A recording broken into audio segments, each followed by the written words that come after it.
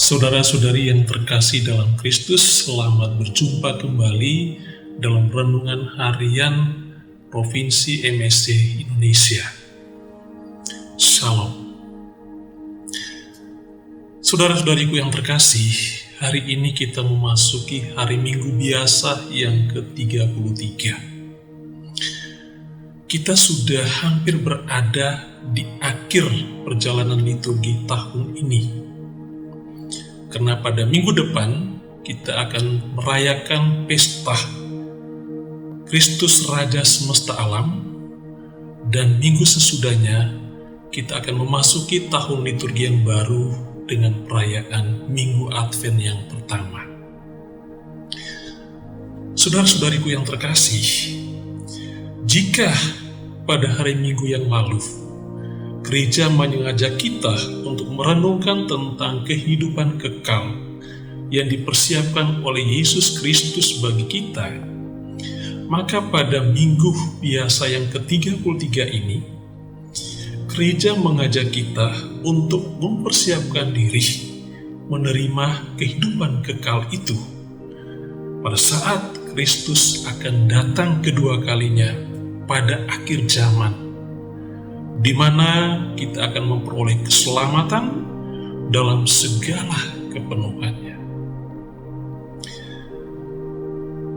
Saudara-saudariku yang terkasih dalam Kristus, dalam bacaan pertama, nubuat Maleaki berbicara tentang datangnya hari Tuhan. Sungguh, hari Tuhan akan datang menyala seperti perapian, maka semua orang yang gegabah dan setiap orang yang berbuat fasik akan menjadi seperti jerami dan akan terbakar oleh hari yang akan datang itu. Dari kitab Maleaki bab 4 ayat 1. Apa kira-kira maksud dari kutipan nubuat Maleaki ini? Kita tahu bahwa pada waktu itu bangsa Israel baru kembali dari pembuangan di Babilonia, dan mereka diharapkan supaya hidup secara benar dan selalu setia di hadapan Allah. Hal itu memang terwujud dalam kehidupan bangsa Israel, tetapi tidak berlangsung lama. Orang Israel lalu berbelok dari Allah dan mulai menjalankan kembali hidup yang tidak sesuai dengan kehendak Allah. Maka nubuat Maleaki diperuntukkan bagi bangsa Israel supaya mereka bisa mengubah pola hidup mereka pada saat hari Tuhan akan datang, supaya orang-orang yang tercatat sebagai orang-orang jahat tidak terbakar seperti jerami. Supaya juga agar orang Israel sadar bahwa orang-orang jahat itu akan dilenyapkan dari dunia ini, dan mereka dituntut harus berubah tingkah lakunya dan juga berlaku setia kepada Allah. Dalam bacaan kedua dari surat Rasul Paulus kepada jemaat di Tesalonika juga menyinggung tentang pergumulan orang-orang atau jemaat di Tesalonika soal kedatangan Yesus yang kedua kali. Paulus menasihati mereka agar mereka senantiasa bekerja. Mereka senantiasa untuk berupaya dalam kehidupan. Kalau Paulus sendiri selalu bekerja sehingga tidak menjadi beban bagi siapapun, maka umat di Tesalonika juga diharapkan supaya mereka senantiasa bekerja, melakukan perbuatan-perbuatan baik agar tidak menjadi beban bagi siapapun. Paulus berkata dengan tegas, barang siapa tidak mau bekerja, janganlah ia makan. Apa maksudnya?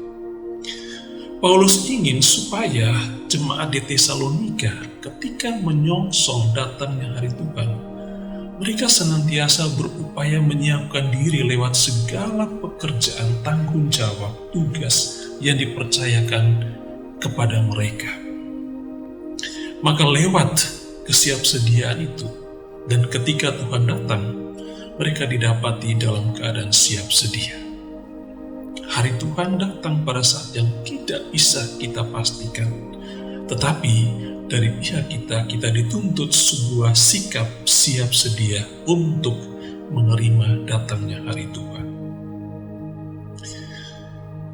Saudara-saudariku yang terkasih dalam Kristus, dalam Injil Lukas, kita mendengarkan tentang akhir zaman sebagai suatu keadaan yang menakutkan, yang mencekam. Bahwa pada saat itu akan terjadi bencana malapetaka yang sungguh besar, bangsa akan bangkit melawan bangsa, gempa bumi yang dahsyat, penyakit sampar dan kelaparan, dan sebagainya, tanda-tanda yang dahsyat yang berasal dari langit. Sebenarnya saudara-saudariku yang terkasih dalam Kristus, apa yang diungkapkan oleh Lukas dalam Injilnya tidak bermaksud untuk menakut-nakuti semua umat beriman dengan gambaran keadaan dunia yang luar biasa, mengerikan dan mencekam. Tetapi lewat Injilnya, Lukas ingin menggambarkan atau memberikan pesan kepada kita semua agar ketika akhir zaman tiba, kita siap untuk menerima kedatangan Tuhan dengan berbagai macam manifestasi, dengan berbagai macam pengalaman-pengalaman, baik itu mengerikan maupun pengalaman-pengalaman yang tidak mengerikan.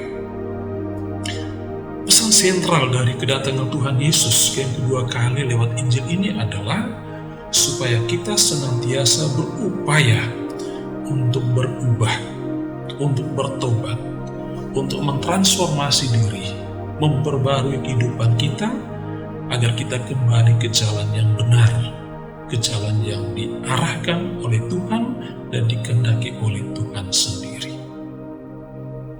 Nah, saudara-saudariku yang terkasih dalam Kristus, akhir zaman itu sesuatu yang pasti. Tetapi kita jangan sampai memandang akhir zaman sebagai suatu kesempatan kita diadili dan kita akan dihakimi.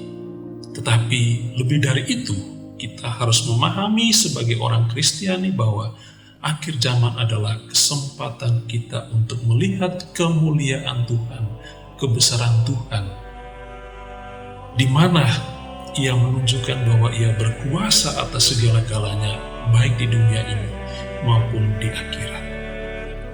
Bapak, Ibu, saudara-saudariku yang terkasih, selamat merayakan hari Minggu biasa yang ke-33 ini, dan tetaplah berpegang teguh pada iman bahwa Kristus akan datang dalam kemuliaan dan pasti membawakan berkat penyelamatan untuk kita semua. Tuhan memberkati kita semua. Amin.